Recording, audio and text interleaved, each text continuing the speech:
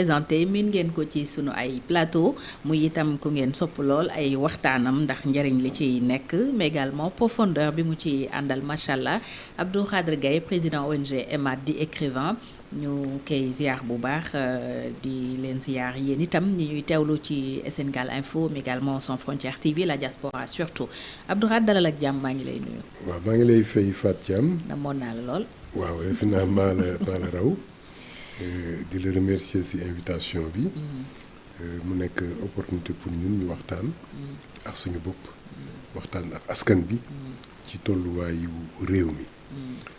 ni nga koy defee nii am na solo trop ñu ngi lay féliciter. di féliciter say techniciens. jërëjëf tolluwaay réew mi tey su ma la nee woon Sénégal fu mu toll loo may tontu. waaw Sénégal toll na ci diggante bu metti xam nga su olof waxee diggante. ça veut dire intersection la ba nga xamante ne daanaka xamuñu résultat ban moo fay jógee. diggante boobu nag tey ci Sénégal dafa nekk kàmb gu xóot bu ñu tàbbi ndax ñaar moo am da ngay nekk au sommet de la montagne wala nga nekk au fond du gouffre. Aujourd'hui nous sommes au fond du gouffre. neexul wax neexul sax dégg wante c'est la vérité. Aimé Césaire daf ko wax ci téeram ba mu ne askan su nekkee ci biir kàmb gi dafa war takk ndigam laxasaayu xam ne effort bu rëy la war def pour génn ci. soo ko nattee ci lu Ablaye Wade waxoon ci monument de la Renaissance mu ne c'est un homme qui sort des entrailles du volcan.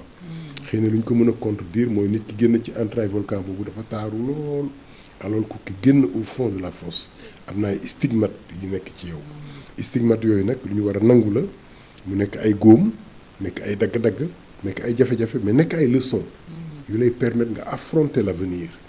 metti na mais les peuples les humains individuellement ont parfois besoin de passer par des étapes pareilles pour mën a xam ne li ñuy téye woon ay nitu ko liggéey te ñoom dañu war góorgóorlu pour conserver ko yàlla na yàlla jàppale ñu bu ñu génn ci indemne mu nekk de leçons pour les générations actuelles et les générations à venir, des leçons qu'on va ancrer dans notre conscience mu bañ ci dañ mukk pour ñu mën a dem parce que su dee da ngay avancer di reculer def 10 pas en avant 5 pas en arrière 15 pas en avant 15 pas en arrière loolu la ñuy wax taggatémbe tu piétines demoo dikko et suñu xoolee bu ci biir sax tu recules tey nattal qui n'avance pas recule. Sénégalais yi ci seen jëmm nga natt leen ci seen xol nga natt leen ci seen xel nga natt leen ci seen xalaat tu as l'impression que lépp dafa reculer ñëpp feebar xel yi des na xol yi fënax na jëmm yi ñu ngi màbb donc li ñu war tabax bëri na et il faut que ñu concentré wu ci mu gën a gaawee nag. Nous sommes au fond du gouffre lan moo ñu ci dugal. suñu sàggante benn ay mbir yi nga xamante ne dajaloo na ci suñu parcours nekk ay gàllankoor yi nga xamante ne sóoruñu ko parce que dañu yar ci tayal dañu yar ci laisser aller dañu yar ci bàyyeeku foog ne li nga téye nga ko dootul rëcc. nekk ci suñu zone de confort. comme on dit. Merci beaucoup et donc loolu très tôt amoon na ay signes. Depuis notre indépendance yu doon wone ne am na yu ñu war rectifier la confrontation bi amoon entre Senghor ak Mamadou Dia déjà ay indicateurs la woon ki naka la ñu war taxawee yan effort la ñu war def pour am compromis ku nekk am lu mu bàyyi kële am lu mu téye ki am lu mu bàyyi ba ñu déggoo on ne l'a pas fait mu am benn choc bu am avant loolu déjà dans la fédération du Mali entre Senghor et Modibo Keïta suñu nekkoon ci fédération bi téye ko ba tey fan la ñuy toll suñu mënoon déggoo ci loola fédération bi màbb le couple Senghor Mamadou Dia ñëw taxaw am lu ñu samp couple bi màgg Senghor dem ba benn instant mu xam ne mënatul dem mu yebbi ko et cetera xoola parcours boobu yëpp booba Abdou Diouf di yuuxu booba Ablaye Wade ñëwee moom aussi am na lu mu liggéey wante am na ci héritage bi yu mu bàyyi et cetera donc soo xoolee parcours boobu yëpp da nga naan fii ñu ak ci tey c'est normal négligence la parce que defar nit éducation bi am na lu ñu négligé. Senghor am na ay principes ay valeurs yu mu tegoon gëm ko wante yëpp dafa fënax màbb. On n'a pas capitalisé expérience yi nga xamante ne am nañ ko ci foofu yëpp donc màbb bii ñu màbb tey tu dis c'est un résultat. C'est le résultat de nos comportements depuis les indépendances ba tey. Il est temps pour ce peuple, pour cette république mu taxaw def le bilan. C'est un problème d'humain. Pas seulement l'humain parce que l'humain mooy fondement bi nit wax nañ ko mooy xalifatullahi fil ardi mu am nu mu war mel mu am nu ñu ko war a defaree parce que xalifa boobu ñu tuddee la c'est pas un acquis c'est pas que dañ la fee sol la non c'est une posture boo war tabax ci yow c'est une posture boo war cultiver ci yow ba yow en tant que individu nga doon xalifa googu mën ko mate mais askan bi mboole seen nekk xalifa googu mën ko mate mais su dee am na sur 18 millions de Sénégalais quelques centaines de mille yu am posture boobu mu am ay millions yu taxaw te amuñu posture bi tu vois il faut que ñu atteindre benn seuil critique ba nga xamante ne ñi taxaway boobu ñooy ëpp ci la ñuy maintenant def suñu montée vers le sommet mais tey jii mën nañu critiquer Abdou Diouf mën nañu critiquer sax Ablaye Wade mën nañu critiquer Macky Sall mais fi Sénégal tollu tey ak ñi yor Sénégal tey soo leen comparé ak Macky Sall tu vois le gouffre soo defee recul boobu nga dem ba ci Ablaye Wade tu vois le gouffre xool suñu assemblée nationale bi tey sooy xool suñu député yi xamuñu sax lan mooy assemblée xamuñu sax lan mooy député waajaluñu leen pour loola préparé wuñu leen pour loola xamuñu lan mooy honorabilité bi ñu war a incarner xamuñu ne ñoom à un certain moment ils sont le visage de la République ils sont les symboles forts inspirateurs de la jeunesse. am na jamono ba nga xamante ne suñu la nee diw ministre la nga xool ko dafa am luy gis loolu ngay gis donc kuy nekk day nekk un idéal mu óor la ne yow nit ki nga war a doon du ñu doon ay nit yu matan mais par rapport soo defee comparer leen ak ñi tey ñooñu dañuy mel ni c'était des anges parce que tey mbir yi dafa daanu dafa màbb nga xool quelqu'un qu'on appelle le maire de la ville de Dakar nga comparer ko ak Mamadou Diop xamante ne loo ko contre soo ko xoolee kontaan mu am un jeune qui insulte des foules des hommes et des femmes saaga bu ñaaw ba nga xamante ne sa nopp sax ku la ko déglu loo nga mere ko justice oo xale booba pour xamal ko ne li nga wax waroo ko wax parce que amoo droit saaga ki ñu ne yow yaay maire capitale bi nga dem ne da ngay jàppale xale booba ca loola fekk fa journaliste yi ñu tendre le micro bi nga ne pour man deful dara nga xool kooku ne moom mooy maire de la ville de Dakar dans son discours dans son comportement de tous les jours ci taxawaayam sax ba ci ni mu sàgganee jëmmam la posture elle est importante une république c'est déjà un cérémonial mën nga sol ay sagar nit xool la ne la jërëjëf sagar yi wàññiwul dara ci sa daraja parce que toogin baa nga fa xoolin baa nga fa doxin baa nga fa yar baa nga fa teggin baa nga fa mais arrogance dafay yàq jëmm suffisance dafay yàq jëmm nekk un parvenu ñu jox la benn teraanga nga foog ne texe nga ñi amul teraanga bi wala ñi ngi ko jëlee ci ñoom yaa leen gën dafay yàq lu bëri ci yow et day wane ne matoo ko day wane ne mérité woo ko et loolu yëpp c'est des signes qui montrent la déchéance même de l'homme sénégalais et de la République nga dem assemblée loolu nga fay fekk député bu taxaw jàkkaarloog président assemblée bi amoo looy teg lu dul saaga saaga sa morom ñëw ci télévision yi di xaabaabal di xotteeku ni piis di te xamoo ne finalement ñi ngay xasoo leen tu te mets à nu. yaay wane sa bopp. dëgg yaa ngi dunnaaral yaa ngi summi sa yére sànni maintenant mag ñi dañu naan dañuy jël kurus yi te ñaan yàlla suturaal ñu parce que sutura kenn xawee koo rek sutura ñëpp xaweeku na moo tax soo doxaan ci mbedd mi ba gis nit ku xelam wayadi ba mu toll ci maanaam wuññi sutura boobu nga xamante ne moom la yàlla muur nit da ngay wut loo koy muuree da ngay gis mag bu dindi muuraayam wodd ndaw soosu ndax dañ ko war muur sutura parce que sutura kenn xawee ko sutura ñëpp xawee ko nañu mais tey xoolal fi ñu toll Fatou je t'ai dit parler du maire de la ville je t'ai parlé de l'Assemblée mais demal feneen ak feneen et on a peur pour ce pays on a peur pour ce que nous sommes en train de devenir et su yàggee dina dem ba mbartal bi askan bi yëpp ñooy màbb wàcc mbartal bi nag et su boobaa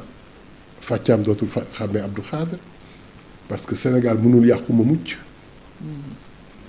askanu Sénégal mënuñu yàqu ma mucc waaye kenn du mucc et su boobaa génération bii ñëw ultérieurement nag ñooy naan voici la génération qui nous a fait quitter la montagne voici la génération qui nous a jetés dans le gouffre par leur paresse par leur négligence et instant boobu muy Sonko muy Diomaye muy Abdou Khadre ñun ñëpp kersa la ñuy am parce que su yàlla di juger askan lay juger suy juger aussi génération lay juger donc il est temps que ñu revenir à la raison que ñu nettoyer le palais présidentiel que ñu nettoyer l'Assemblée nationale que ñu nettoyer les institutions de la République cette canaille et cette racaille bi nga xamante ne ñoom ñoo récupérer Sénégal nangu ko foqati ko ci loxo nit ñi ñu delloo ko fa mu war ne kon réew mi nekkul ci ay loxo yu wóor Fatiam ana loxo yu wóor yi déglul discours yi ban discours moo baax xoola posture yi ban posture moo baax attends mën nga ci génn benn mais soo ko jëlee dans sa globalité nous sommes tombés dans le piège des acteurs politiques et politique mën na la yóbbu fu ne dañu ne n'importe quel Sénégalais peut être président n'importe qui parmi les Sénégalais peut être député n'importe quel Sénégalais peut être mais waxin la dafa am lu ñuy xool. te parler de l'égalité des chances. merci beaucoup mais su ñu nee Fatiam dañ koy tànn dafa am ay valeurs ak ay qualité yu ñuy xool ci Fatiam mais tey xoolatuñu yooyu yëpp dañuy xool sa efficacité politique et suñu lay tànn pour nga dem assemblée nationale xooluñu sa yar xooluñu sa teggin xooluñu ce que tu as fait dans ta vie la démocratie dafa ne ñëpp a yem c'est la vérité c'est le moins mal des systèmes politiques mais en vérité ñëpp yemuñu ku nekk benn voix nga am ku nekk benn voix nga am mais citoyens yi yemuñu ki yar doomam def ci moom ay jikko defar ko ba mu moytu lu mu war moytu mel na mu war mel jàngale mu war jàng taxaw fa mu war taxaw ak ki ñu bàyyi sàggane ko ba lu ñu waroon jëmbat ci moom yëpp jëmbatuñ ko ba ay jikko dab ko muy jël lu mu moomul fonkul boppam ku ko sàkku jot ko kàmb guñ ko ne ñëwoon mu dugg fa làmmiñam ragalul bëtam ragalul jëmmam ragalul suy lekk du xool li mu war a lekk suy wax du xool lu mu war a wax suy taxaw du xool est-ce que ñoo yem jour vote bi su ñëwee ñoom ñaar ñëpp ku ci nekk benn carte nga yor ku ci nekk benn voix lañ lay compter c'est ça le système démocratique mais en vérité est-ce que ñoo yem léegi tey candidat yi dañuy taxaw ne ñu ñëpp ñoo yem candidat nga candidat la déclaré naa sama candidature reconnaître nañu suñu parti man candidat la on dit ñëpp a yem bon puisque ñëpp a yem bon ok n'importe qui peut être ministre Wade l'avait dit une fois ba muy xool Idrissa Seck ba Idrissa Seck di attaqué waayam ja jarul may tudd turam Wade ne ko dans tous les cas li am solo mooy sama confiance ku ma jox sama confiance nga doon dara ku perdre sama confiance dootoo doon dara c'était une erreur de la part de Wade et il a ouvert le palais def ko palais de verre je suis d'accord palais de verre mais n'importe qui am na ci accès alors que pouvoir dañ koy ñàkk palais bi dañ ko war odd comme ni ñu oddee jàkk ji comme ni ñu oddee jumaa ji nous sommes en démocratie ñëpp jaamu yàlla lañu mais am na su nga xam ne soo ko mënee ñëw bëgg dugg si jumaa ji ne la doo dugg da nga war solu wodd sa bopp ci sa omb si sa jumbax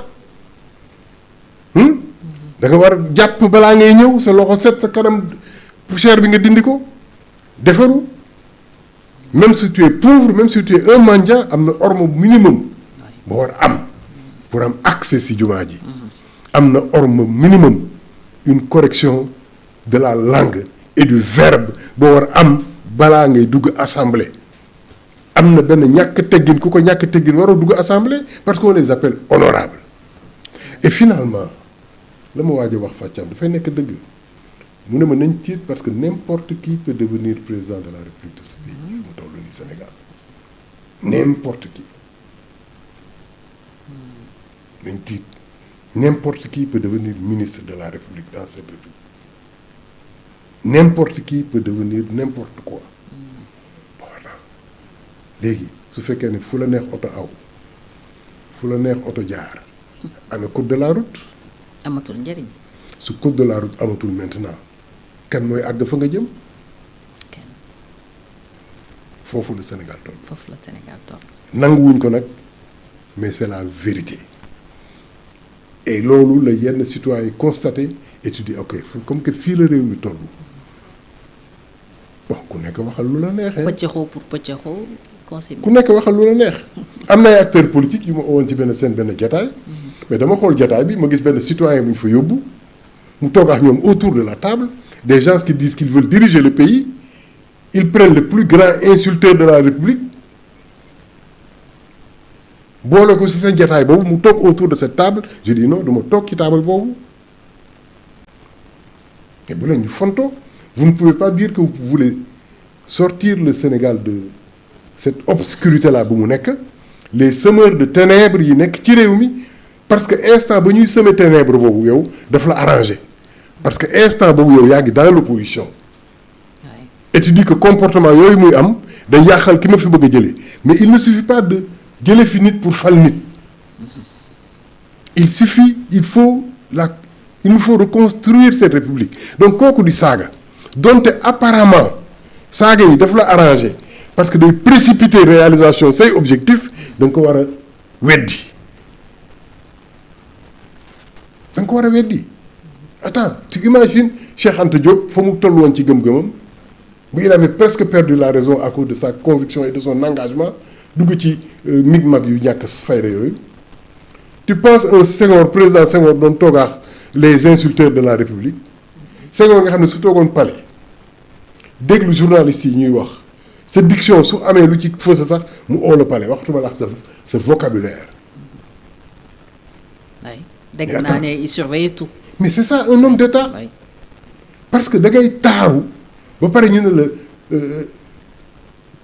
maanaam augmente la beauté de cette république là. oui. à tous les points de vue mais nit kooku. une dame m'a raconté que même allée du centenaire dafa daan tere ku takk ay ligne ci balcon ngay romb di. mais attends dugal biir Dakar ravalement les immeubles Dakar waa ravalement dafa amati bu yàgg dañu wax ne ba immeuble yi dañu leen war a peinture couleur bii lañ leen di peinturer parce que et cetera léegi ku nekk da ngay def lu la neex yow da ngay jël ay carreaux yu rouge tapisser ko sa immeuble kenn jël ay carreaux yu vert tapisser ko kii jël trottoir bi def si ay carreaux yi nga xam ne ku si glisser daanu sa tànk damma y a personne pour contrôler et pour mettre le haut là alors qu'on dit am na carreaux yi nga xamante ne amoo droit teg ko ci trottoir bi parce que les gens risquent de chuter de tomber et de se casser la jambe regard yi amoo droit bàyyi ñu mu bañ a nekk parce que un aveugle mën na ci daanu parce que cette ville appartient à une multitude ba nga xamante ne façon bu nekk ma nga fa ku gisul mu ngi ci tali bi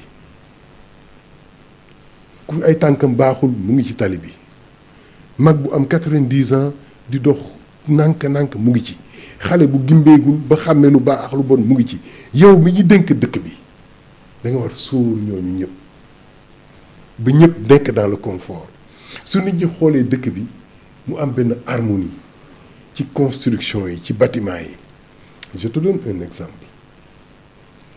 Un architecte qui vient quelque part pour construire un bâtiment dafay xool environnement bi yaa ko jox terrain bi mu ne la environnement bi de li fi jot a am pour harmonie bi continuer bâtiment bu carré nga fi war tabax pour respecter l'harmonie loolu moo waral soo demee boulevard Centenaire nga xool bâtiment building communal bi c'est un cube ki ñu mujjee jox RTS pour mu yokk ko il a construit un cube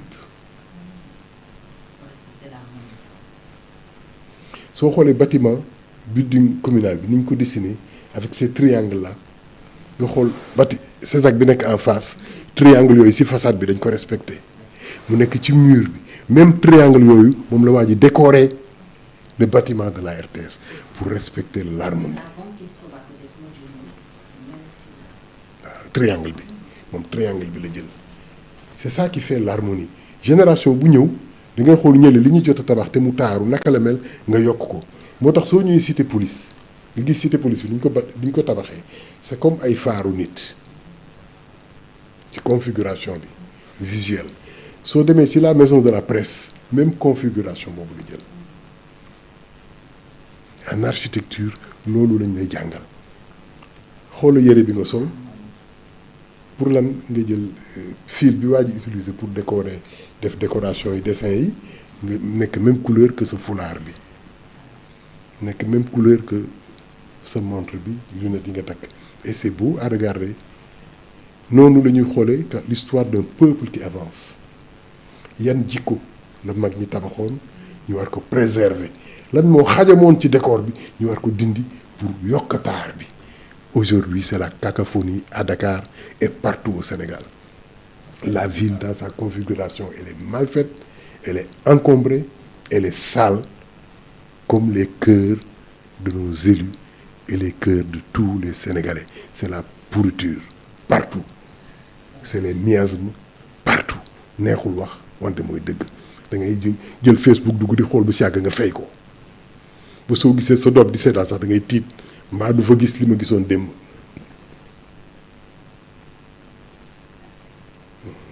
foofu la ñu toll c'est dommage alors réew mi aussi naroon na peut-être waxtu bi ci kanam tuuti toll ci ay difficultés ñu koy wax crise institutionnelle mais nag le conseil constitutionnel ñu toll aussi ñu koy ba ñu jàppee ndax rejeté na démb loi bi assemblée voté woon le 29 juin portant révision de la constitution proposition de loi bu ay député Pastef porté fekkoon au même moment président tam ñu ngi doon waajal révision constitution boo xam ni ñu ngi ko tënkoon ci ay avant projet yu ñu fësaloon yan enseignement pour yow lañu war a tirer ci décision bi wàcc wax alhamdulilah rabbil alamin sant yàlla parce que c'est la preuve que malgré que lépp ngi rëngi-rëngi lépp daanoogul mu ngi yànq mais am na yu taxaw ba tey conseil constitutionnel bokk na ci pour arbitrer c'est une chance mais feebar bi dal assemblée ba ñu agsi fii mooy feebar bi ñu doon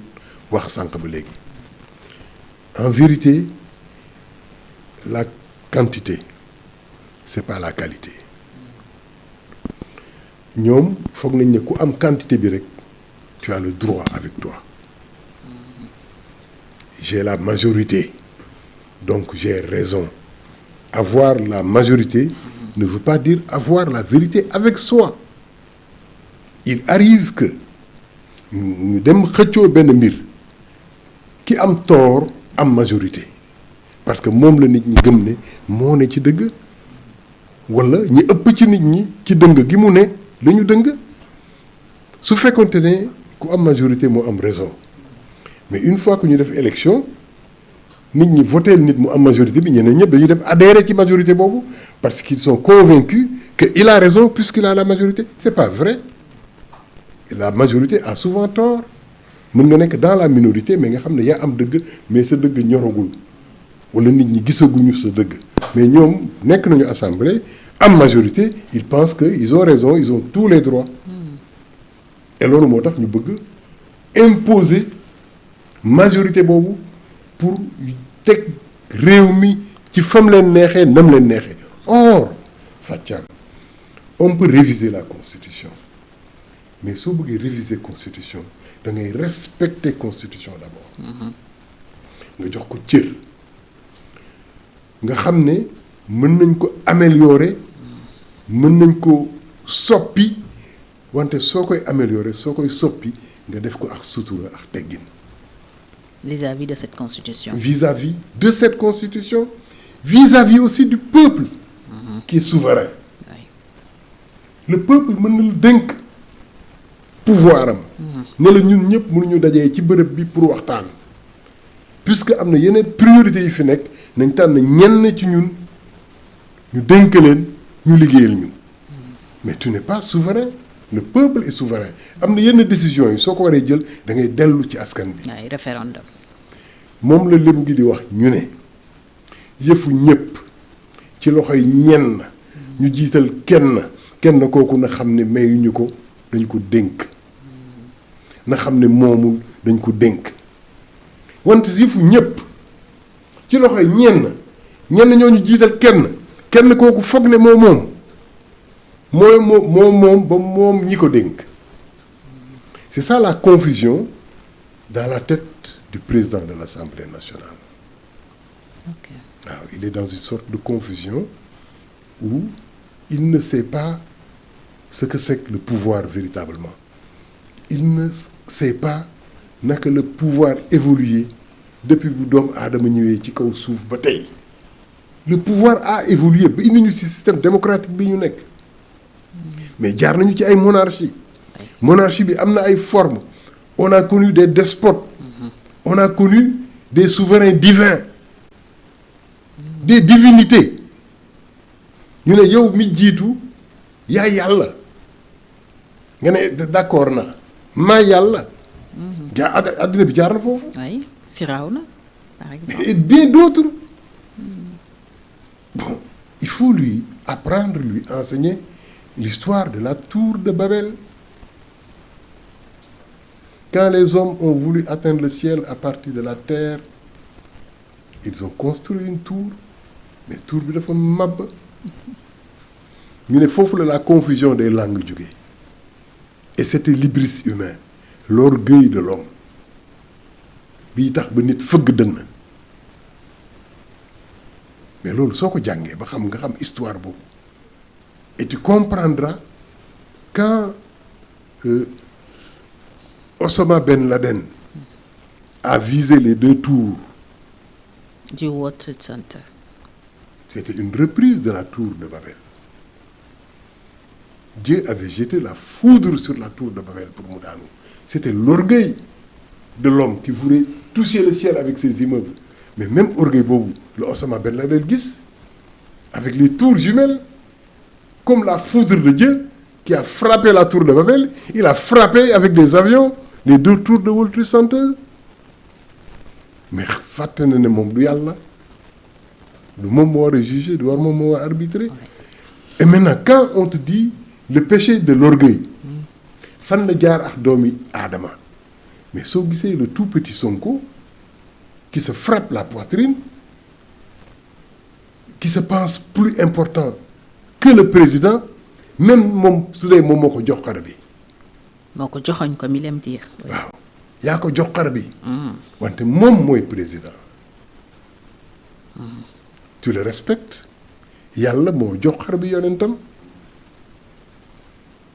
def ko yonent mais yàlla du ñëw chaque fois ne yonent bi attends maa la fi teg defal nii il te laisse.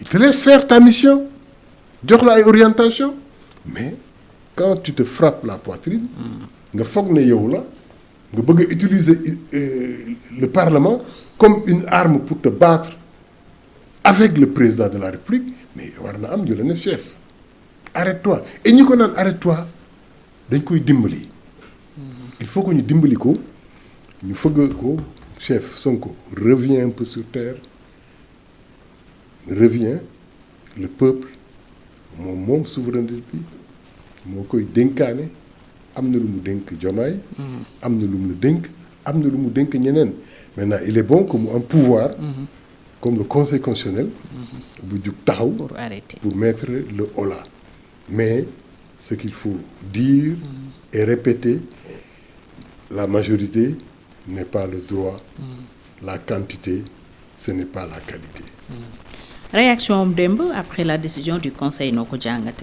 il dit prendre acte que c'est une décision qui s'impose à tous. Attends histoire moo ko poñe il est affaibli ah oui il est affaibli je prends acte c'est pas Sonko ça Oui. c'est pas Sonko on connaît Sonko déjà. Mais il sait aussi que les décisions du conseil s'imposent à tous. Oui mais moo tax ma ne la lu mu ci mën dañ ko poñe. Il est dos au mur. Mais il est non seulement il est dos au mur mais il est affaibli.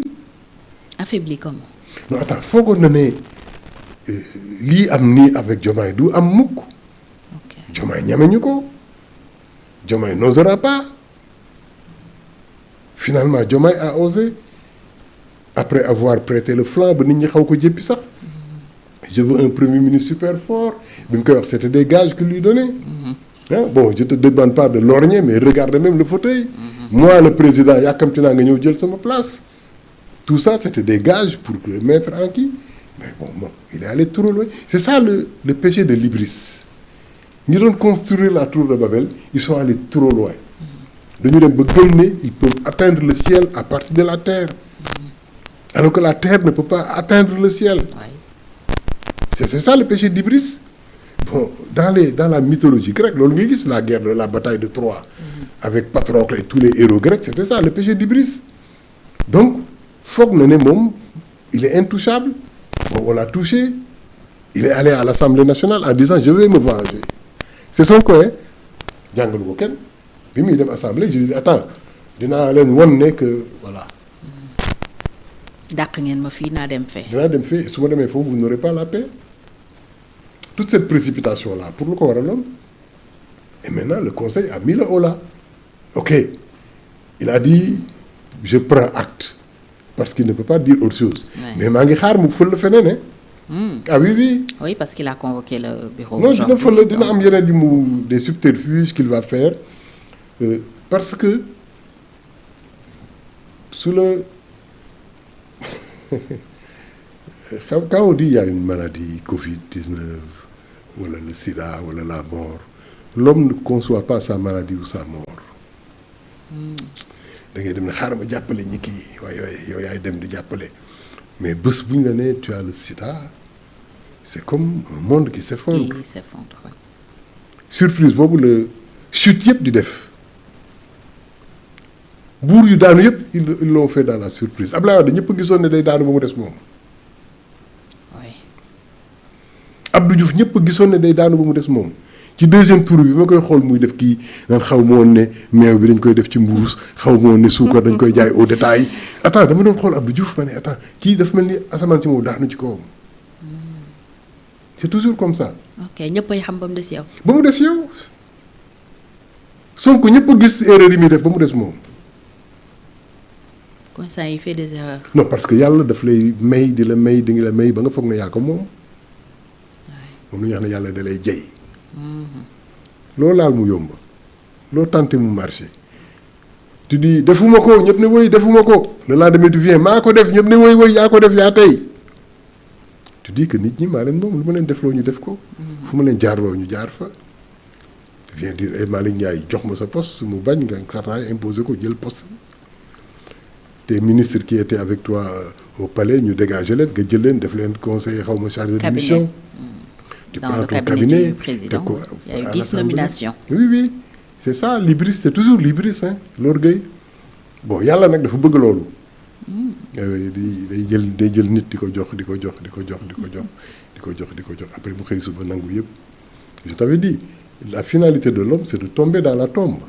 moo tax tu dee ko tombe c'est pour rappeler à l'homme que tôt ou tard tu tomberas.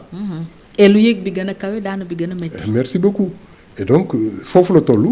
Mais c'est normal bon parce que on le connaît déjà wane na boppam il s'est mis à nu maintenant on dit que yàlla su lay jox ay cër léeg-léeg teraanga lay nekk mais léeg-léeg xawi sutura lay nekk. jox la pour duma la. waay nattoo la ko quoi. jox la pour weer la. mise à nu. waaye pour nga wane sa bopp pour ñu xam yaay kan. parce que nit doo ko xam su dul mu nekk ci yenn. je te rappelle Ablaye Wade bi ko naan góor gi yaa bëri doole. lu mu leen tontu. j'étais encore très jeune. bu leen ma wax yaa bëri doole yàlla rek moo am doole. ok c'était comme un réveil pour lui. mais les gens ont applaudi. parce que su la yàlla joxe pouvoir bi ba mu rëy y a rien de plus beau qu'un roi qui prie et qui pose son front sur la terre. oui. Il y a rien de plus beau qu'un roi qui se prosterne. oui. Mais la plus belle des beautés, c'est le roi qui se prosterne devant le mendiant. Jacques Brel, il dit dans sa chanson, prosternez-vous parfois pour cueillir des fleurs. Un roi qui se prosterne pour cueillir une rose, c'est une belle image. Un roi qui se prosterne devant un bébé pour le cajoler, pour le faire sourire. C'est ça la beauté. Mais un roi qui se frappe la poitrine, c'est pas beau. Parce qu'on attend de la force, c'est le pardon et l'humilité. Fëgg dënn ci baadoola la gën jekk parce que di nga ko comprendre quoi il compense manque yi mu am yëpp moom lay wone en se frappant la poitrine. mais su la nit ñi joxee ne la yow la. jaratul nga naan. waneel ne yow la. waneel ne tu mérites la confiance des gens.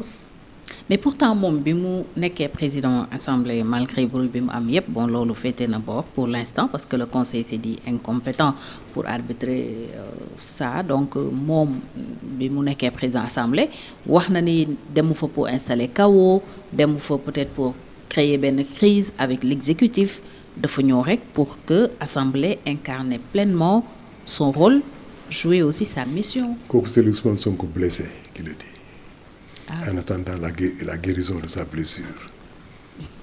C'est la blessure de la perte de la primature. Mais le Conseil constitutionnel aussi li mu wax loolu lu mu doon wax mais la grandeur de Sonko c'était quoi bi le président remercié nga ne ko merci de la confiance accordée nga ñibbi sa kër. toog. Oui, c'est ça la grandeur. mais agrippé wu c'est pour les petites gens xataraay agrippé wu. dàq naa la primature nga dem assemblée pour xeexaa man et cetera l'entêtement c'est pour les petites gens mais la grandeur c'est le renoncement volontaire y a rien de plus grand que ça. nga mënoon a jàpp. ah oui c'est ça la grandeur mais li mu def nii bon l'histoire ne le retiendra pas comme un geste de grandeur. déjà mu joxar bi Diomaye fal ko premier ministre mu nangu sax c'est pas de la grandeur non mënoo nekk premier ministre sa ki nga xamante ne yaay kilifaam mënuma nekk sa kilifa ba pare nekk sa premier ministre maa la fal mooy li ma la wax sànq yàlla du la def yonent pare ñëw yu xëccox yow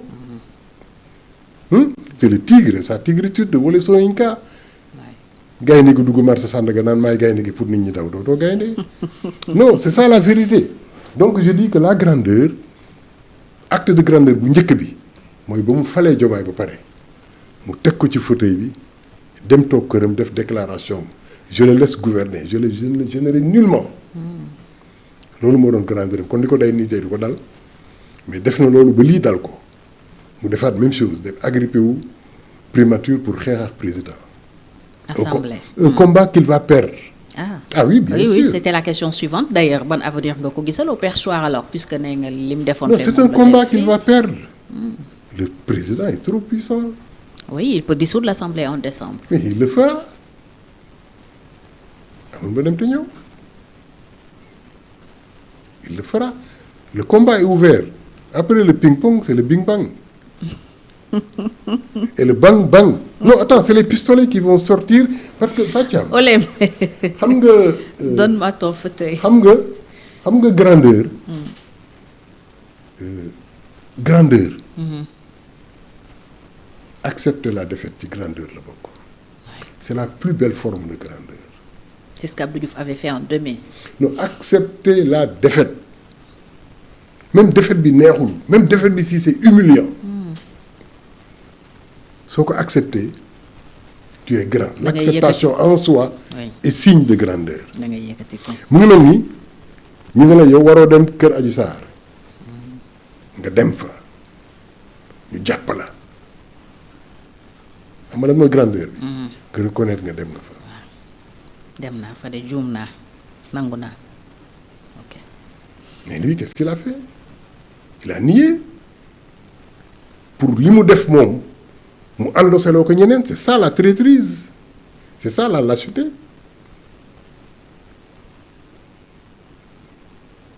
C'est quoi un lâche? mooy nit kuy def bêtise am ba pare. du ko assumer bu ko endosseloo keneen. bañ a assumer quoi. Oui, il l'a fait sans état d'âme. Tu es PM depuis 2 ans nga génn rek ne gouvernement bi li ñu ne ñu liggéey askan bi sonn nañu. C'est de la lâcheté. Tu consommes sa caisse noire depuis 2 ans ne ku fi tudd caisse noire moo porte la plainte en sous-entendant awuma caisse noire parce que maa waxoon ne bàkkaar la. C'est ça qu'il a sous-entendu. dafa araam. Bon, les gens commencent à douter mais bon puisque wax na lii wax na dëgg nga dem ba la veille bi ñu la war a arrêter sa mandat nga ne ay la yéwén j'ai 5 millions par jour.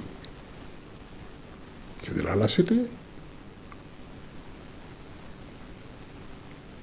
On est lâche une fois, on est lâche à vie. Parce que jikko la. La noblesse, c'est l'acceptation. Mamadou Dia ba mu xeexeex Senghor le tout puissant Mamadou Dia Senghor yóbbu ko Kédougou aaya ba la bind ci mur bi daan ne à partir d'aujourd'hui xam naa ne du mën a Senghor lii sama destin la te man l'homme Mamadou Dia la yàlla di nattu ba xam dinaa ak li antan naa lii et dinaa ko won ne antan naa ko et li lay wax ne réussir na combat boobu mooy quand on lui a posé la question il était déjà vieux et presque fini mu ne mais Senghor je l'aime toujours. nattu la c'est plus fort que moi. Ce que je ne lui pardonnerai pas c'est pas de m'avoir mis en prison mais d'avoir fermé les portes de la chance ouvertes au Sénégal. Mais tu applaudis parce que c'est de la beauté. C'est-à-dire la grandeur des fois c'est par le trou loolu ko yàlla di joxe.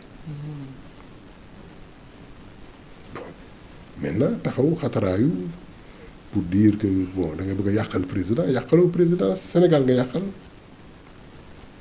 ok. Un combat qu'il perdra donc. Wala s'il le gagne ça veut dire que le Sénégal perd. S'il la bañ ça veut dire que président assemblée nationale ak président ñu ngi fayit quoi ñun ñu war ñëw di àtte bon su président sëlëmee Sonko daaneel ko war ko sëlëm ko c'est pas beau su Sonko daanee Diomaye sëlëm ko encore c'est plus laid. Fatia la guerre a accompagné l'humanité et même dans la guerre on fait preuve de grandeur. La guerre est organisée, hein. Tout n'est pas permis en situation de guerre. Bien sûr, oui, oui. Tout n'est pas permis. Mais imaginez Sonko su nekkoon ci champ de bataille kon lu muy ñuy def ñii ñëpp. Non xaaral ba suñu émission bi génn on va me traiter de tous les noms d'oiseaux on va m'insulter parce que ils ne peuvent pas pardonner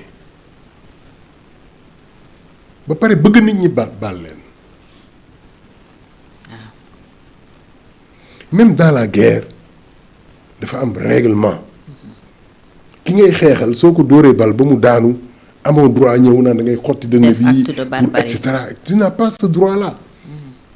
Quand tu jettes des bombes on dit que mën nga attaquer ay cibles militaires et cetera mais tu n'as pas le droit de bombarder une ville. Des civils. soo duggee ci biir ville bi en vainqueur tu n'as pas le droit d'attaquer les maisons des civils. Dafa am ay règlements. En démocratie aussi la bataille démocratique est structurée et organisée Fatiam nañ waxante dëgg.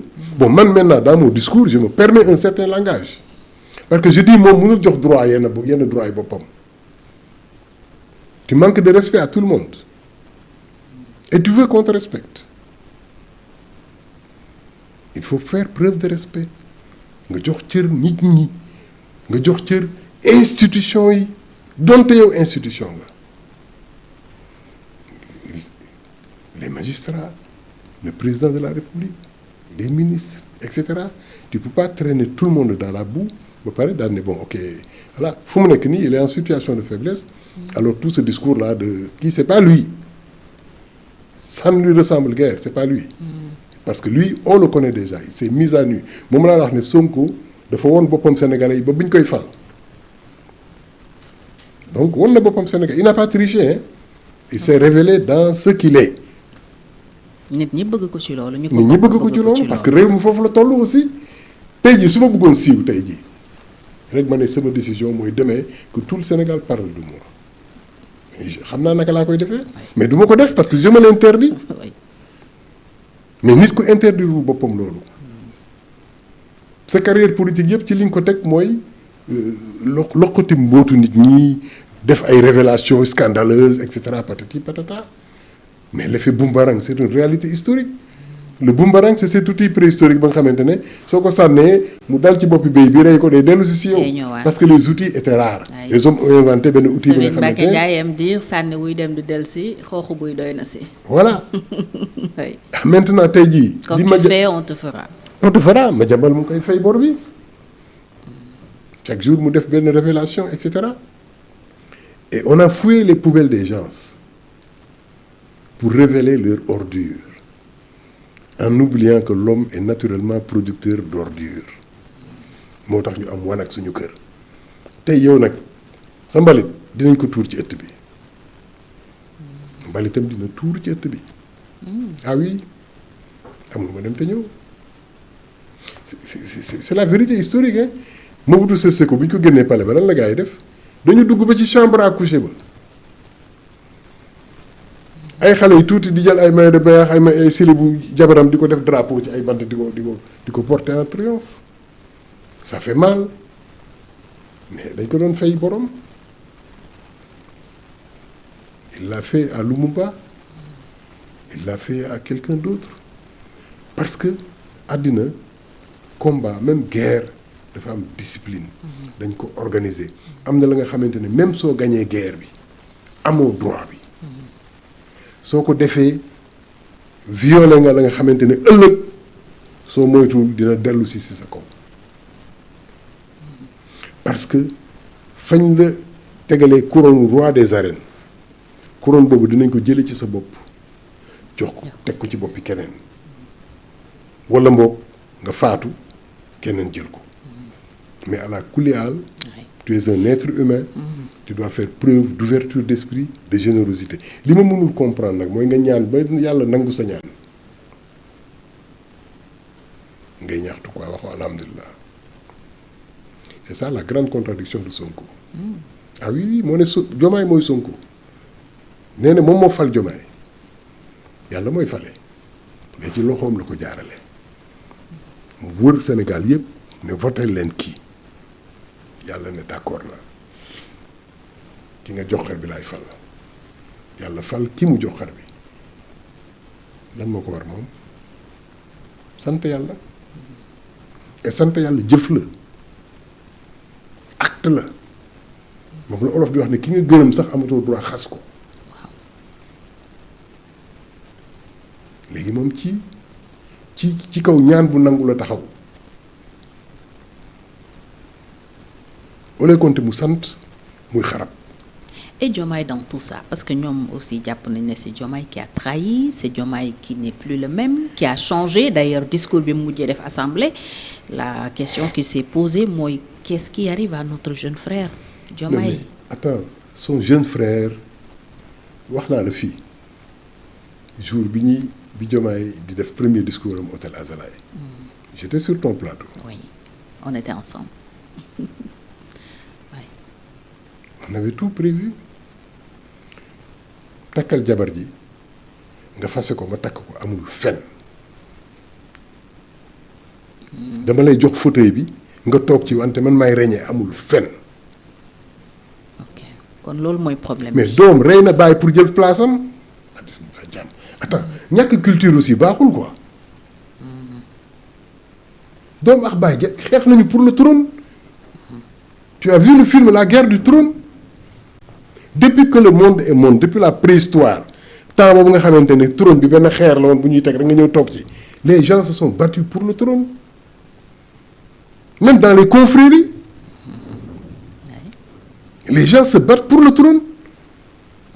Maintenant yow yaa choisir ne trône bi dama koy jox diw mais nangu ko va jusqu'au bout parce que le trône transforme. Ok. Kon Diomaye ne peut plus être le même Diomaye. Mais attends, comment il peut être le même Diomaye? Diomaye militant Pastef xaw ma vice-président. Secrétaire général. Secrétaire général ak Diomaye président de la République. Attends Fathiam, soyons sérieux. Tey jii su la Diomaye ooloon def conseil des ministres ne Fathiam je te nomme ministre chargé de la communication et tout soo defee passation bi tu deviens une autre personne. Man Abdou Khare su ma bëggee ñëw sa bureau comporté wu comme Fathiam mon ami que je connaissais je me trompe parce que la fonction daf lay habiter et quand tu habites la fonction tu deviens autre chose moom na xool moom Sonko boobu Sonko bi dugg premier ministre ak Sonko bi est-ce que benn la Sonko bu am 5 millions par jour comme fonds politique ak Sonko bi là et cetera regarde le même c'est pas le même Sonko ni même physiquement il s'est transformé il est devenu un autre monsieur. Du point de vue de Nimi Solo, etc. et tout, les choses ont changé. Regarde ses épouses. Regarde ses fils. Regarde ses amis. Parce que le pouvoir transforme. Le fauteuil présidentiel, mon problème, c'est ce changement-là qu'il refuse à Diomaye. Mais attends, parce qu'il dit que Diomaye, je vais mais maintenant, il gouverne. Ok. On changer quoi, tu dois être le même vis-à-vis. Tu dois me laisser gouverner. En fait, c'est ça la vérité. D'accord. Quand l'autre, moi, problème. Attends, moi, hein? waxuma ko de moom moo ko wax ne ma bàyyi ma gouverner wala. bu mënul. voilà na gouverner wala mu jox ma. wala mu jox ma gouverner ça veut dire que c'est ça qu'il veut il veut gouverner à la place de Diomaye. Or le Diomaye qui devient président qui est encadré qui devient le chef de l'État ñu jox ko les secrets de la République xamul woon Sonko. bi mu faloo la xam Sonko xamul woon suñu xalif généraux yi bi mu faloo la leen xam xamul woon suñu entrepreneurs yi bi mu faloo la leen xam pouvoir bi mooy loolu pouvoir bi dafay révéler c'est une forme de révélation da lay révéler loo xamul woon su Diomaye ne suba damay recevoir Fathiam semaine prochaine balaa ngay ñëw mu xam ci yow loo xamul. loolu dëgg la. c'est-à-dire kooku nga amal affaire bëtam dañ ko amal yeneen bët bu yàgg su doon xool day xool nii rek quoi il voit la carcasse ak li nga ko bëgg woon ci yow. de les juger à partir de la forme. oui de ce qu'il voit. il te juge à partir du fond. Sonko bi mu doon ñëw kër Sonko di wax ak moom. kër Diomaye ak Sonko bi ñëw président mi wax ak moom léegi xam na Sonko. d'accord. ba xam ci Sonko xëy na lu Sonko xamul Sonko tam fi mu toll am na pouvoir yu mel noonu moom tam mais moom xam na ne bëggul bii bële la bëgg et maintenant tu devines dans l'histoire ce qu'il va être ak ni muy traité sénégalais yi lii su doon man lii du am billaay lii su doon man bii du am. su ma joxoon réew mi du demee nii waaw il avait dit en campagne électorale ministre bi maa ko fal su ma ko ooyee ne ko jàppal diw da koy jàpp. il parlait de la justice le procureur. ah oui su nee jàppal diw. su dee jàppal diw moom noonu la jàppee pouvoir donc moom mooy jàppalu moom mooy jugé li avocat yi jugé yëpp accusé leen ñu yóbbu leen police libéré leen nee na la justice n'a pas bien travaillé parce que c'est Diomaye parce que moom daf leen jugé bu pare moom ak partem dañu jugé le maire de Agnam. Farba condamné ko ñoom le tribunal du Pastef l'a condamné et puisque tribunal du Pastef condamné na ko tribunal bi daf ko war condamné mais cette conception du pouvoir là elle est dangereuse Abdou Khadre mën naa soupçonner Fathiam de tout ce que je veux la loi me permet d'aller même porter plainte. Pour dire que Fathiam sama voisine la dafay def tapage nocturne je devine que biir néegam lii la fay def lii la fay def lii la fay def je peux accuser de tout ce que je veux. Mais attends, la justice day xool en fonction de moom li mu gis. ak li ko enquête am mu jël décision. Mais tu ne peux pas être parce que tu es président tu es le juge et tu condamnes les gens ne pardonneront pas. Donc la bataille continue via l'Assemblée su amee ñu ko mën arrêter nañ ko arrêter. Parce que le Sénégal n'a pas besoin de ça. Lui-même, Sonko n'a pas besoin de ça. Parce qu'au final, il va perdre. Diomaye aussi va perdre. Parce qu'ils ont déjà perdu le mandat depuis 3 ans pratiquement. Sans rien. Bientôt 3 ans. 3 ans, pour nous defuñu dara. Lu dul querelle. Ping-pong. Oui. Jeu de ping-pong entre Sonko et Diomaye. Oui. Moom mooy sa contribution bi nga mujjee génne. Pour ne pas dire chronique. Nga ne du ping-pong au bang bang. Haut les mains, donne-moi ton fauteuil. ci loolu lañ nekk. Sonko moom loolu la def dafa jël fetalam dëgg na si Diomaye ne ko jox ma. chronique boo xam ne dama koy lire di ree du début. donne-moi ton fauteuil j'ai mis donne-moi ton fauteuil. Je devais même mettre donne-moi mon fauteuil. Ah parce que jàpp na ne moo ko moom. ping pong yow daa nga def foofu njoos njokket bi nga nekkee xam. njoos njokket mooy lan doo rek daw. waaw mooy lan après. du ma ko mujjee. waaw ki nga dóor du ko mujj. waaw foo mënti làqatu naa la dóor oui. si jeu de ping pong boobu la ñu nekk c'était du ñoos njokket depuis 3 ans. et depuis 3 ans ñu ngi si ñoos njokket boobu. oui ki ñu mujjee dóor après ñu koy ñaawal yaa ko mujjee. C'était ça. Oui. Voilà bon heureusement du point de vue du tempérament le président est plus calme. Oui. Du point de vue du tempérament s'il avait le même tempérament que Sonko. lu baax. kon dina gën a metti. mais il a un autre tempérament et aussi j'ai l'impression que nit soo ko tuddee doom dégg naa tuddee na ko doom. tuddee yaayam doom. nga bëgg xeex ak moom xeex bi dina ñaaw. c'est pas du xeex bu neex. ok et je devine des fois damay xalaat la posture de Diomaye au début bi ma naan mais dans ma tête je dis attends Diomaye na jël décision quoi soit dañuy ànd wala ñu séparé wu. mais je devine la difficulté bi mu war a am.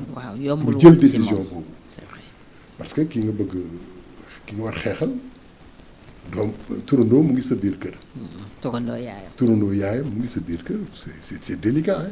Et aussi maa la fal. maa la fal. gis naa la ko wax je crois su ma la gën mee yére fu ñu dajee ma ne la ah bii du yére bi ma la mayoon. fu ñu dajee rek ci gàmmu ga ci xew ba ci ngénte ga finalement da nga koy paqueté indil ma ko. donc c'est inconfortable. pour Diomaye. voilà donc pour Diomaye donc ci loolu la ñu nekk ça a duré et ping-pong bi c'était entre le palais et la primature. premier round bi. waaw du palais à la primature. moo nekkoon ping-pong banque bi premier ministre mooy yore toute puissance bi même soo duggee primature semble-t-il c'est des allures de présidence quoi. C'était une présidence de la République bis. avec des hommes et cetera et tout. un gouvernement bis quoi. Voilà c'est compliqué. tout ça c'était un peu ça. bon muy dem di dem ba à un moment la séparation était inévitable. mais li gënoon mooy mu amoon dès le début ñu jublu ci liggéey bi mais ils ont perdu 2 ans. du temps oui alors léegi nous sommes dans le bang-bang alors. Oui, le bang-bang, c'est le round final. Hein. Bon, des têtes qui tombent, des ministres qui tombent, des militants de Pastef qui tombent. Ku nekk yaa ngi aji hein. Parce que bu ne nga ne Pastef dàq nañu groupe WhatsApp bi dàq nañu ma groupe WhatsApp bi kii ne dàq nañu ma ministre bi bon ministre bi ñu génne dàq organiser bal di fecc mais je suis libre quoi je suis libéré patati patata tout ça c'est le tape à l'œil politicien mais les gens ils comprennent parce qu'on comprend le cœur humain ñëpp ay nit la ñu élève bu dem examen ñàkk examen bi le sentiment bi mu éprouvé kenn dama ko jàngal. dëgg la que ñàkk na examen ba tàyyi. bon nga yaakaar ne wér nga dem ñu ne la tu es atteint de sida bon ku nekk xam nga à quoi ça ressemble. un ministre aussi qu'on démet. on sait à quoi ça ressemble. mënul neex. je peux comprendre le sentiment dans le cœur de Diomaye sentiment d'amertume c'est immanquable nit la comme nit ñëpp. sentiment d'amertume su ma sañoon du demee nii. mais je suis obligé parce que politique moo mel nii. bon le sentiment dans le cœur de Sonko aussi je comprends nit koo foogoon ne sa marionnette la yaa ko moom il t'appartient c'est ta propriété tu lui fais faire ce que tu veux. nga dem ba si biir tu te rends compte que nit kii. c'est lui le président de la République. nga ne je vais dormir avec le cœur léger à la cité Keur Gorgui. même loolu amertume la on comprend, je vais dormir avec le cœur. S'il avait le cœur léger, du bind loolu. Oui. Donc les gens ils comprennent. Donc loolu c'est révélateur du sentiment qu'il a. Et maintenant démettre na ko bon rapidement en 48 heures il se démêle pour être président de l'Assemblée nationale. Et maintenant le ping-pong devient distance bi yokku na c'est entre l'Assemblée nationale et la présidence de la République. Bon tu vois on se précipite président ne damay def lii damay def lii tu vois c'est ridicule. C'est enfantin. Et tu devines que tu as même l'impression que c'est des adolescents bon yu am ay sentiments. Un homme d'État c'est pas ça quoi. C'est bon un homme d'État on dit un État n'a pas de sentiments. Oui. Un État n'a pas d'amis. Un État n'a que des intérêts. Bon si tu es le chef de l'État sa intérêt famille bi nga fondé nekk en contradiction avec l'intérêt de l'État. Attends tu vois plus la famille. loolu lañ lay jàngal. Non attends état bi suñu la ko dénkee intérêt état bi c'est l'intérêt général. C'est l'intérêt des générations actuelles mais aussi des générations futures qui ne sont pas encore nées. Même intérêt état bi ak c'est intérêt personnel. su jàkkaarloo sacrifier ses intérêts personnels pour l'intérêt de l'État. Bon yàgg na gis ay présidents de la République. Des gens qui se sont sacrifiés carrément su fekkee ne sa doom la. su fekkente ne sa jabar la c'est l'État. Mais maintenant on veut nous apprendre que l'État c'est le parti. Le peuple sénégalais c'est le peuple du PASTEF. Mais attends Bassirou Diomaye Faye s'il est encadré mën na nangu loolu tant qu'il est dans le parti hein. Mais une fois qu'il entre en fonction mais fonction bi moo koy transformer. Il y a des gens qui sont là-bas pour jàngal la lan mooy État. ñooñu kenn ku nekk ci ñoom su toogee yow 30 minutes. ngeen li ñu naan sëriñ bi dañ ko sol. mu defal la lavage cerveau. mais attends daf lay boobu laa la wax ay révélation la. dañ lay ubbil ay voile ay dévoilement la. mais on te dit attends président mais président de la République mooy tëdd ñu ne la le bateau le Joola a coulé le bateau a coulé nga yenu ko yow kenn dom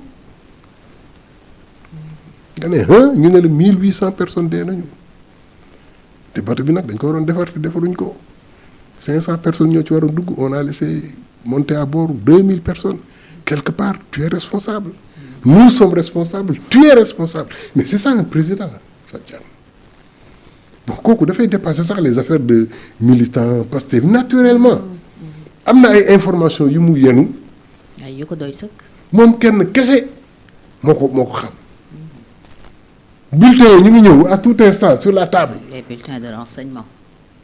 Attends soyons sérieux. nga bëgg nekk ci ay ping-pong. Alors c'est justement pour être au-dessus de la mêlée que président waxoon ne président warul nekk président de parti loolu moo taxoon d'ailleurs bi mu yegsee au pouvoir il avait démissionné de ses fonctions de secrétaire général de PASTEF mais récemment il a annoncé la création d'un parti politique moom président Diomaye nan ngay expliquer revirement boobu. C'est normal hein. C'est pas un revirement c'est normal. Ok. Parce que loolu aussi maturité la. Président warul nekk chef de parti. Peuple mooy ñor ba àgg foofu. D'accord. Peuple bi ñooy ñor ba àgg fa nga xamante ne soxlatuñu président buy am buy nekk chef de parti parce que le parti c'est pour protéger et accompagner le président. Mais suñu demee ba peuple bi ñooy protéger ñooy accompagner président bi soxlatul chef de parti. Kon tu as vu les États-Unis suñu falee seen président on ne parle pratiquement plus de politique politicienne. C'est le président. Moom il est conscient que il est le président de tous les Américains. Et tous les Américains xam nañ ne dañu war a foofu peut-être dans d'autres pays aussi. donte ñoom ñu ngi am ay parti et tout mais fii au Sénégal quand le parti bi la fal ki la jox xar bi. mooy sa premier adversaire ba opposition bi sax amatuñu lu ñu liggéey. Pastef fait tout le job oui, de l'opposition envers Diomaye. Oui. Et maintenant Pastef ñu ngi ngemb pour gën ko mën a. daaneel toroxal je ne dirais même pas daaneel. pour gën ko mën a toroxal. Okay. C'est ça c'est une espèce de vengeance gars yi ci état d'esprit boobu la ñu nekk. kon c'est logique et normal. donc humilier pour ñoom. mu créer son parti. Bon, dans un terrain politique normal Fatou je ne cherche pas à humilier l'adversaire je cherche à avoir raison sur lui. Ok. Mais léegi Sénégal on cherche à t'humilier dañ lay toroxal même par le mensonge. Je t'assure. oui suñu am lu ñu wax dañuy créer. Humiliation. Ça on le sait hein. Voilà donc dans ces conditions je dis que le PASTEF ñoo pousse président foofu. parce que mu créer parti moom tam. attends c'est un kii lay wut bouclier lay wut. gladiateur yi su ñu nekkee ci ring bi. gladiateur bu amul bouclier tu meurs hein ku amul casque en fer. avec des cornes tu meurs. donc puisque combat bi àgg na ci bang-bang bi il est obligé aussi de trouver un bouclier et Diomaye président xëy na cadre bi doyatul. parce que les gens qu'ils veulent faire venir cadre boobu convenir u leen. maintenant on dit on va créer un parti. Okay. Et les gens vont venir et du PASTEF et d'autres partis. On sait aussi ce que c'est que le Sénégal et ce que représente le pouvoir au Sénégal. Le pouvoir au Sénégal c'est la récompense. jàppale leen ma jàppale leen. C'est ça le discours hein. Et on sait que bon Sénégal gars yi dañuy waxantu rek ñi gars yi man la ñu gëm. ñi la gëm ànd ci yëpp en fait gëmuñu la seen teraanga la ñu gëm. bari na de. Ça aussi c'est l'autre erreur de Sonko. Voilà en passant que moo tax sax mu commencé di caser gars yi à l'Assemblée. À l'Assemblée oui. Que gars yi commencé. pour téye leen. pour téye leen. oui parce que ñi ñàkk seen poste ministre beaucoup d'observateurs se demandaient mais ils vont tenir jusqu'à quand. ak fonds politique bi fu mu dugg. fonds politique bi mu yoroon fu mu ko dugal. tout le budget de guerre là qu'il a créé c'était pour quelle guerre? Bon c'est une question. Et donc moom xam na ne aussi voilà en politique au Sénégal il faut des moyens en politique au Sénégal li fi téye nit ñi c'est parce que dañu gëm ne soo faloo ñu am teraanga moo tax dina am ñu dul dem déjà commencé am ñu war commencé signalé wu ñu lay jàppale on n'avait pas un messie Sénégal la ñu bëggoon jàppale c'est ça aussi la vérité si l'engagement est réel. Donc pour le camp politique présidentiel c'est déplorable parce que tey jii si soxla Sénégal la ñu waroon taxaw. Maintenant moom Sonko mu ngi ci massification du PASTEF. ñu ngi jaay carte. ñu ngi jaay carte. Président mu ngi créer parti su créer parti aussi il y aura des procédures des rencontres des cartes qu'on va vendre. Massification. Alors que 2 ans moo ñu dese 2 ans et demi pour les présidentielles prochaines. Ouais. Donc on a perdu 2 ans et demi on va perdre yeneen 2 ans et demi bon yàlla moo xam nu mu ci jublu xëy na la lecture que nous allons avoir de ce jeu politique là malsain dina éveiller conscience yi pour que le saut qualitatif du Sénégal war dem pour génn ci fosse bi. ñu mën ko def. en 2029. Et puis parce que c'est pas du perdu hein c'est pas du gâchis. Moi j'ai beaucoup appris avec Sonko hein oui je lui dois un grand merci. J'ai beaucoup appris à travers sa personne j'ai beaucoup appris du Sénégal et des Sénégalais parce que moom tam il est révélateur. Il est révélateur am na lu mu def ñu ko koy critiquer homme politique yàgg na ko def mais intelligence bi homme politique boobu de am mooy def na ko ba génn ci te kenn xamu ko te moom mu mucc ci. moom malheureusement il n'a pas cette cette capacité de se couvrir de se recouvrir de se protéger peut-être c'est son âge peut-être c'est sa jeunesse. Mais Sonko c'est notre digne représentant c'est nous quoi. Nous Sénégalais. Nous Sénégalais c'est nous tous. waaw Sonko c'est Abdou Khadre c'est Fathiam c'est l'homme sénégalais dans sa mesquinerie suprême.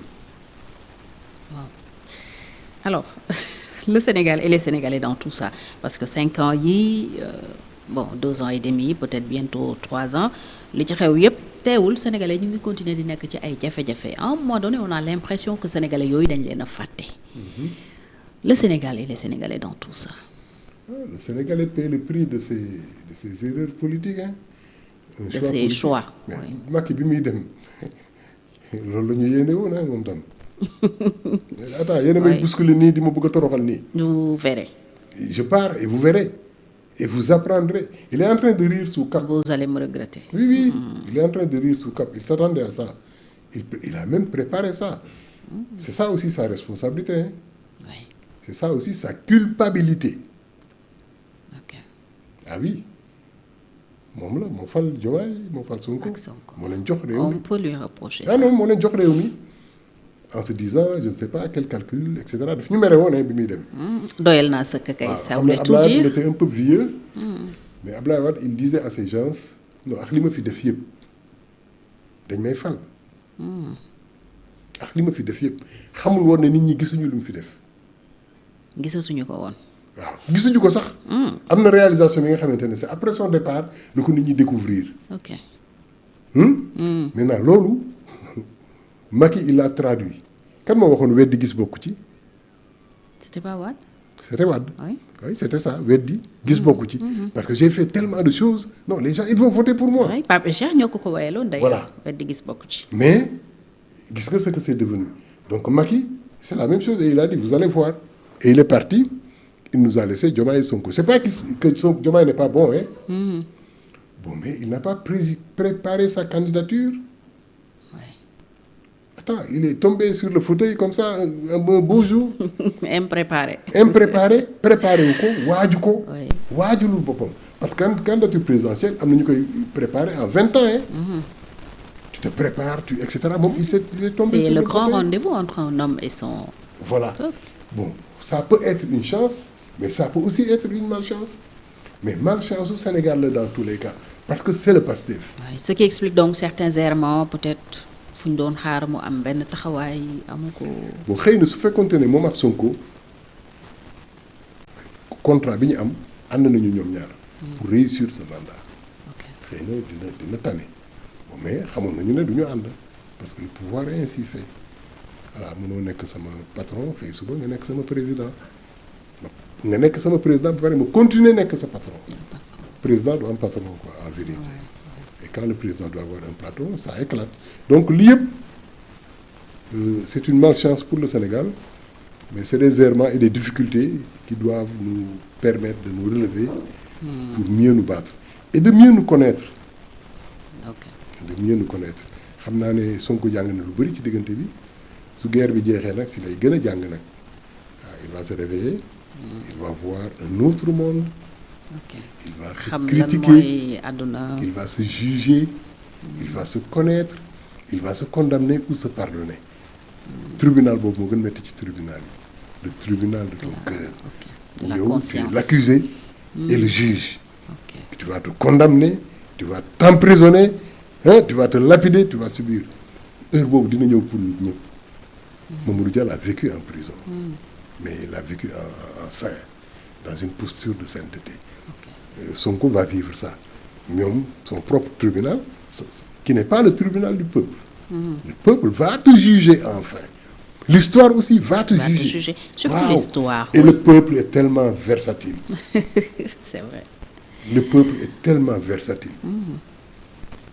Peuple bi la adoubé tey moo lay moo lay lapider demain. suba. Et su bés boobu jotee toujours tu te dis non c'est pas possible. ki lay saaga di non kii moom may saaga même commencé na déjà. et su gisee yenn ministres yi mu xaar ñu def choix pour moom ñu def choix pour Diomaye xaaral ba DG yi ñëw. tu vas avoir des surprises. Oui. Bon mais ku xam nit di nga xam ne c'est ça l'âme humaine. nit ki dina taxaw di la saaga ndekete yoo daf la bëgg te yëgugul ne daf la bëgg. oui. te saaga yi mu lay saaga c'est l'expression de l'amour qu'il porte. mais su demee ba affaire bi dépassé mu gis ne ndekete kii ma doon saaga ba mu bàyyi ma ndekete mbëggeel moo taxoon ma koy saaga. am na ku ñëw aussi di la caresser nga foog ne daf la bëgg fekk mbañeelam lay nëbb à travers caresses yi yooyu yëpp c'est des situations yu nit. frontière bu ndaw la quoi. Ousa wéy na ko ba saxaar ba yuuxoo moom ak ndawam soo su mu doon nettali et mu ne si la soog a comprendre ce qui s'était passé ndekete ni ma doon analyser situation actuelle bi yëpp ça n'avait rien à voir avec la réalité. donc ñi lay topp naan la Sonko dañ la bañ wala dañ la bëgg ñi lay yuuxu naan la mënoo dara dañ la bañ wala dañ la bëgg. tu ne peux pas répondre à cette question. ok léeg-léeg ki nga foogoon ne moo la bëgg. ndekete moo la bañ. ndekete moo la bañ ki nga foogoon ne moo la bañ ndekete moo la bëgg. Souleymane Faye ne ki la gën a bëgg mooy ki la gën a mën a bañ tey. ki la gën a mën a bañ. mooy ki la gën a mën a bëgg. parce que àddina dafay cëppi. comme un boxeur sur un ring tey dafay neex ëllëg mu naqari. tey ñu tàccu la ëllëg ñu yuuxoo la. rien n'est figé, la terre même tourne. tey nga juddu ëllëg nga dee. tey mu neex. ëllëg mu naqari. tey nga am suba nga ñàkk tey nga wér suba nga wéradi. moo tax la vie est ku ainsi gisee ki wër nag di fooyee wéram te yow nga jaar ci. yërmande googu ngay am ci moom. waaye kii su xamoon ne wéru di dina ñëw. wala kuy foowee dawam mag mi da koy xool di ko ñeewantal. merci beaucoup. les recommandations et les perspectives tey soo amoon looy digal Diomaye et Sonko ce serait quoi. bon je crois que digal wees na seen diggante ñoom ñaar. oui mais. bon je crois que ils sont allés trop loin dans leur combat mais le miracle. soit un point de non-retour. bon ça en a tout l'air sauf miracle le miracle est toujours possible. yàlla nee ne may fekk lu dee ma génn ci. luy dund. mais su amee dama naan kaaw téef yàlla moo mën waay lii de foogoon nañ ne jeex na. ndekete yàlla ubbi na bunt. nammul mu jeex. waaw yàlla mën na ko. yàlla na ko def. su ko defee de ñoom ñaar ñu réconcilier wu retrouver wu ànd bañ a naxante pour l'intérêt supérieur du Sénégal ku nekk ci ñoom excuser wu jéggalu ci erreur yi nga def ak retard yi nga indi Sénégal bañ a fëgg sa dënn ñu ànd su amee moo gën mais gëwuma ko. je crois que c'est fini. Et maintenant si c'est fini on doit choisir la République. Pas Diomaye. Pas Sonko. Mais la République. La personne qui incarne la République présentement c'est Diomaye. Si on veut fusiller la République moom Sonko fusible la waroon doon. Si la République doit griller. C'est le rôle qu'il s'était donné d'ailleurs. moom fusible la waroon doon mais moom nag bu nekk fusible au contraire moom moo griller République bi waaw moom moo tenté griller République bi et c'est ce qu'il est en train de faire et c'est ce que le Conseil constitutionnel a empêché ci acte bi dina ko réussir suba ou non yàlla bu mu ko réussir et donc choisir la République c'est choisir Diomaye bien sûr et prier que mu bañ dugg mais ça en a tout l'air si errance yi doon am. Diomaye. chercher des militants récupérer maire ou APR. politique quoi politicienne politicienne quoi. Bon tu comprends pourquoi mais tu sauras que c'est pas bon pour le Sénégal. Ouais. li ëppoon solo mu ñu jublu ci résultats yi. mais est-ce que aussi c'est pas trop tard pour les résultats avec l'histoire de la dette cachée. ce mandat est fini quoi. ce mandat est pratiquement fini. bon maintenant am na peut-être moom ni muy taxawee. parce que les Sénégalais aussi ne sont pas bêtes les gens vont se dire bon Sonko a saboté Sonko et le PASTEF ont saboté le premier mandat de Diomaye. Il y en a qui le disent. waaye donnons-lui un deuxième mandat c'est possible hein, parce que la tradition au Sénégal c'est que di nga am 2 mandats yi. koo fal une fois da koy falaat quand même. parce que 5 ans c'est très court. surtout moom 5 ans. pour réaliser oui. waaw maintenant à lui. de mériter. de montrer son génie. Ok. Il faut que Diomaye l'histoire lui offre l'opportunité de monter au sommet won Sénégalais yi xale mën na am fulla mën na am fayda mën na sacrifier boppam pour le bien supérieur de la nation. lan moo war a nekk les prémices de li ngay wax nii nan la ko war a mën a wone Sénégalais yi en posant quel acte en prenant quelle décision.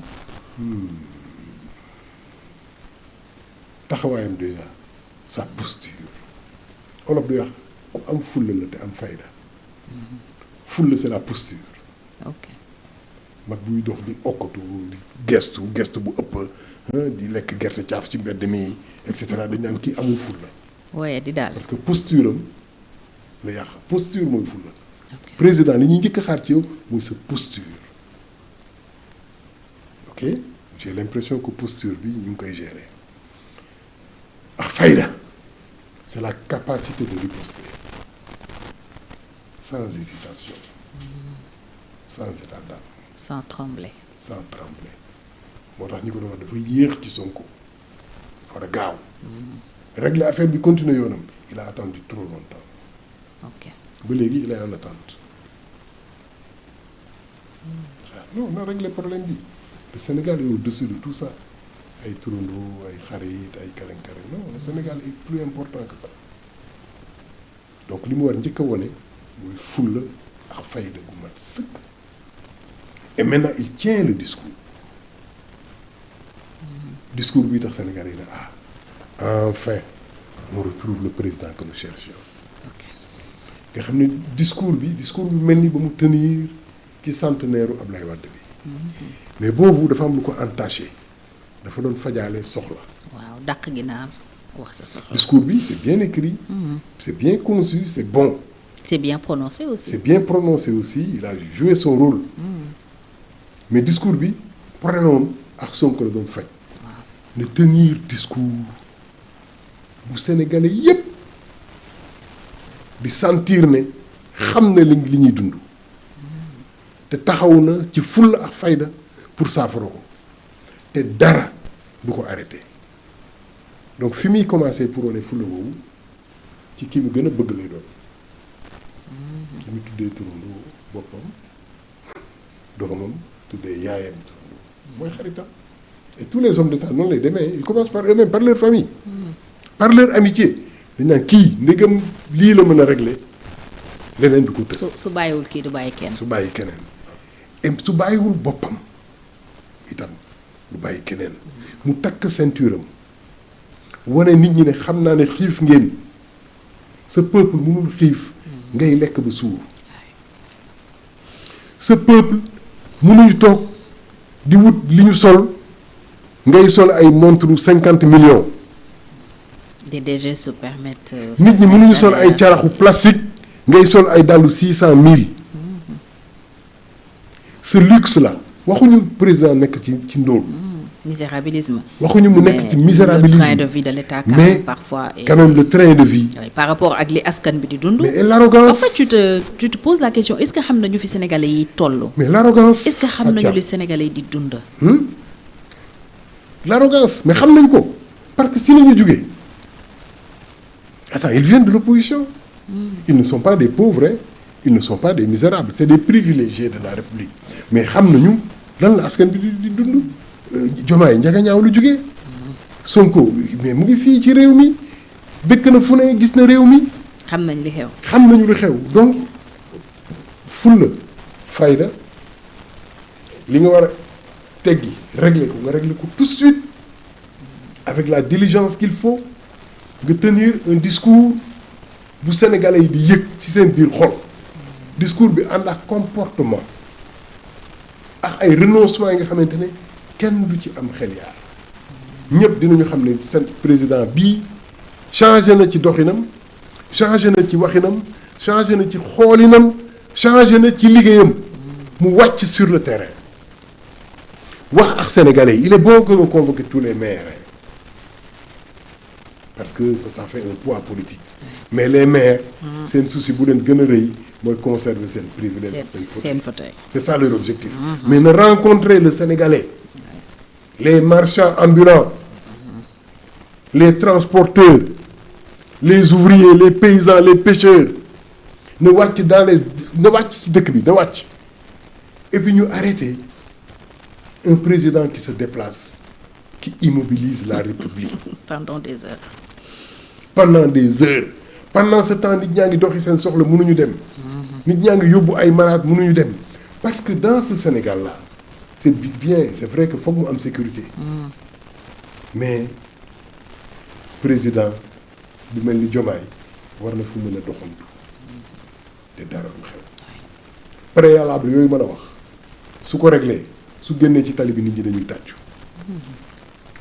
parce que fu mu nekk nii ce que le Sénégal attend mooy mu jël des actes majeurs actes yi nga xamante ne su koy jël da koy déchirer moom parce que su dee actes yi la déchirer attends décision bi benn importance la am la solitude du pouvoir c'est ça nga jël la nga xamante ne acte bi yow buggoo ko jël neexu la ça te déchire mais tu le prends parce que tu es le président de la République soo ko jëlee day metti ci yow day metti ci askan bi les gens ne vont même pas comprendre ils vont t'insulter mais xam nga ne lii mooy décision bu baax bi c'est comme le chirurgien bi jël bistoureem xotti sa biir pour faj la ku tollu fee di xool mu lay daggatee dafa na mais kii dafa bañ kii et yow instant boobu même tu peux dire que kii dafa ma bañ mais fekk ne il te débarrasse de ton ulcère c'est ça un président de la République gi nga loolu bés bu ko wone ba Sénégalais yi sentir ko dans leur âme parce que c'est ce président-là qu'ils attendent. Les Sénégalais attendent un homme qui sera en même temps Senghor, Abdou Diouf, Abdoulaye Wade et Macky Sall. Nit ku dajale qualité yooyu yëpp. 4 en 1 quoi. Voilà. Tu auras la sensibilité d'un poète, un homme qui connaît son identité, qui s'y réfère et qui l'entretient. Tu auras la rigueur, le sens de l'administration de Abdou Diouf. Tu sauras prendre les décisions yu dul arrangé mais moom nga war a jël pour l'avenir. Nga am nag le gigantisme de Abdoulaye Wade. Rêver grand, de grands projets, les 7 merveilles, des monuments de la Renaissance, des musées, des autoroutes, des ponts. Des grands théâtres. Tu auras aussi la constance et la lucidité de Macky Sall. Sa diplomatie politique, sa capacité de ruse ba nga xamante ne ci Abdoulaye Wade la ko doonee. ba pare nag nga boole ci fulla yi Mamadou Dia. pour boucler. ba pare nga boole ci la capacité de vivre dans la solitude d'un laboratoire bi Cheikh Anta Diop amoon. nga am le sens du sacrifice de Omar Blondin Diop kooku la ñuy xaar. ok et kooku Diomaye mën na ko il peut l'incarner parce que moom waaju ko préparé wu ko. ok ñëpp dañu ne lii yàlla moo ko dogal te am na ay prémices yu ñu gis ci ñoom qui sont des signaux forts am na ay faiblesses yu bëri yu ñu gis ci moom nag mooy yi ma la wax nii sànq. mais am na des signaux forts qui font que nit ñi am nañu yaakaar. kii kat am na éducation bu ñu jëmbat ci moom. respecté na nit am na capacité noppi am na patience. mais patience ak noppi am na nu muy doon ndof lay niróol. maa mu nekk nit tooy ñi ñu ngi xaar mu woon ñu preuve ne c'est pas de l'idiotie. ngi xaar mu woon ñu ko loolu lu ñu koy won nag mooy fayda bu mu nar jël pour les grandes décisions qui vont sauver le Sénégal mettre fin à la récréation xastante bi saagante bi dàggasante bi mu commencé ko dans son propre camp. Je n'attends pas de vous ngeen saaga Sonko je n'attends pas de vous ngeen saaga Pastef je n'attends pas de vous ngeen xasal ma qui que ce soit j'attends de vous du travail j'attends de vous de la sueur j'attends de vous de la patience j'attends de vous de la grandeur chef mais di recruter ay nit pour ñu saagaal la di fay ay nit pour ñu xasal la ay nit pour ñu tontul la. pour ñu tontul la attends c'est on n'en a pas besoin. na màgg na ëpp loolu et je pense que mën na ko réaliser mais signal boobu gi nga su ko lancé woon sénégalais yi ñooy bàbbeeku fekki ko ci parti boobu mais à condition que mu ñu gëm ne parti bi c'est pour œuvrer c'est pour travailler le Sénégal. Ouais. c'est pas pour fayantoo sooy régler ak Sonko tam bu mu nekk humiliation régler ko ak fulla ak fayda pas pour humilier ko mais pour redémarrer la locomotive Sénégal yaa ñu tere avancer bu ñu fontoo dégage bàyyi train bi mu dem parce que dafa mel ni soo jëloon image dafa mel ni train buy dem la Sonko ñëw en gladiateur taxaw téye train bi quoi ne ko doo dem attends tu le dégages pas pour lui faire mal pas pour l'humilier mais pour lui dire attends chef suñu train bi nag doy na sëkk dañuy dem. dañoo bëgg a dem maintenant yéegal ñu dem wala nga bàyyi ñu dem su yéegul ba pare ne demul nga jàpp ko yeew ko ci taatu guy gi train bi dem c'est ça que les Sénégalais attendent parce que l'avenir c'est pas lui l'avenir c'est pas Sonko l'avenir c'est le Sénégal et ñu dépassé nag balaa ces partisaneries à la Pastef parti ay parti genre parti yi soxlawuñ ko ci réew mi on a besoin de partis qui font de la compétition politique qui font dans l'adversité politique mais pas dans la haine dans la destruction comme si on veut éclater le peuple de Pastef et le reste du Sénégal Fatia weesu nañu foofu Diomaye nag su defee loolu ñu tàccu su ko deful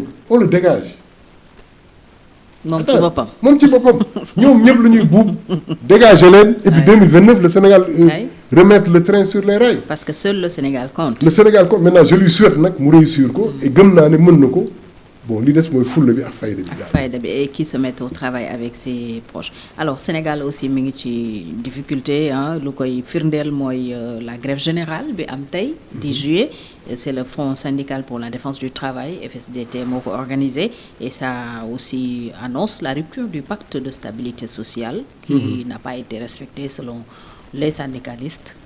day ba tey firndeel ne rek réew mi ngi ci ay jafe-jafe askan bi aussi ñu ngi ci ay jafe-jafe. jërëjëf Abdou Khadre sauf bu dul am na loo ci bëgg a yokk. xanaa ay ñaan rek. ay ñaan de mooy ngan ay jullit ñu ne. Fadel loolu la may wax toujours quoi bàyyi leen seen wax yi ngeen dem jël seen kurus. ñu koy nuyu ngeen ñaan parce que réew mi frère Fadel ci ñaan la toll. mu di réew mi ci ñaan la toll. et il a raison. temps bi ma toog fii yëpp di wax. su ma nekkoon sama der xëy na sama kurus moo ëpp njëriñ.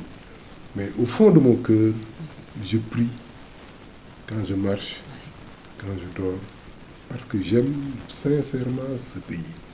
Et je l'aime de façon désintéressée.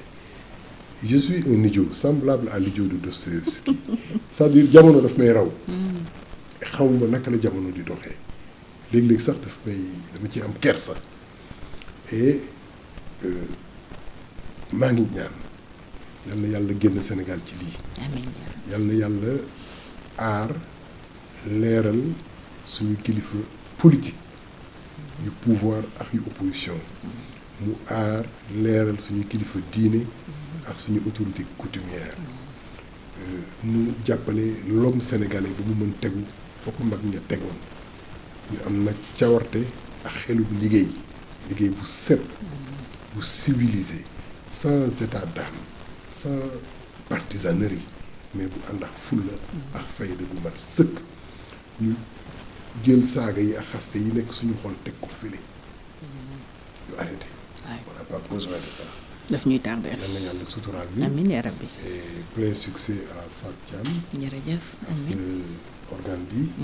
yàlla barkeel ko ba mu nekk groupe bu yaatu. amiin yaa rabbi. merci jërëjëf Abdou Khadre Gaye écrivain président ONG EMAD moom xam ngeen ne ay waxtaanam toujours macha allah dafay am solo lool dafay xóot lool itam di la gërëm bu baax Abdou Khadre di la ci ndokkeel yow itam di ñaan yàlla gën a sellal xel mi gën a leeral aussi gis-gis bi gërëm ñi ñu doon teewlu ñëpp ci réew mi ak ci bitim réew Sénégal Info ak Sans Frontières TV gërëm également Pape Sarr mi ne woon ci régie bi di leen dig daje ëllëg incha allah ci beneen jotaay ak Bachir Fofana journaliste d'investigation di leen ñaanal ngoonum jàmm jërë ngeen jëf.